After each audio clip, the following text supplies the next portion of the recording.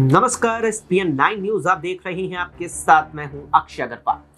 लोकसभा चुनाव खत्म हो चुके हैं, लेकिन अब की बार यानी इनाम चुनावों में भारतीय जनता पार्टी को बेहद ही बड़ा झटका लगा, जहां बीजेपी अब की बार अपने सहयोगी दलों के साथ मिलकर 400 पार का नारा देती नजर आ रही थी। वो एनडीए गठबंधन 300 भी पार नहीं कर पाया और भाजपा बहुमत से पीछे रहते हुए 240 पर ही सिमट गई। हालांकि अपने सहयोगी दलों के साथ मिलकर एनडीए गठबंधन ने बहुमत का आंकड़ा पार भी किया और 9 जून को सरकार का गठन भी हो गया, जिसमें अब की बार एक अलग चीज ये देखने को मिली कि बीती जो 2 एनडीए के केंद्र की सरकार रही उसमें केवल कैबिनेट मंत्रियों में यहां बीजेपी के सांसद ही शामिल थे। लेकिन अब की बार जब बीजेपी बहुमत से पीछे रही तो सहयोगी दलों के प्रमुखों को भी या सहयोगी दलों से भी कई सांसदों को कैबिनेट में शामिल किया गया, जिसमें जेडीयू से ललन सिंह को कैबिनेट मंत्री बनाया गया है। तो इस जेडीयू के कोटे से ही यहां पर रामनाथ ठाकुर को केंद्रीय राज्य मंत्री बनाया गया। इसके अलावा यहां टीडीपी कोटे से भी एक कैबिनेट मंत्री और एक केंद्रीय राज्य मंत्री है। तो आरएलजेपी यानी कि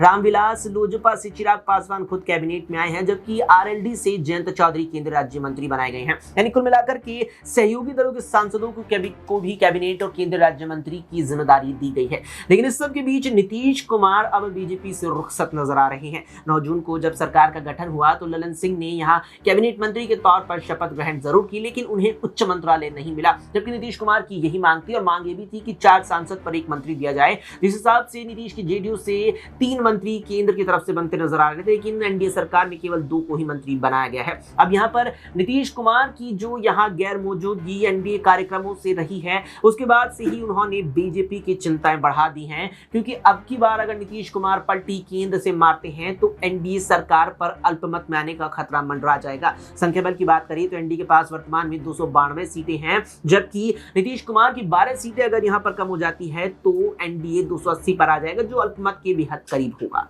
फिलहाल के लिए इतना ही। देश दुनिया की तमाम खबरों के लिए देखते रहें एसपीएन 9 न्यूज।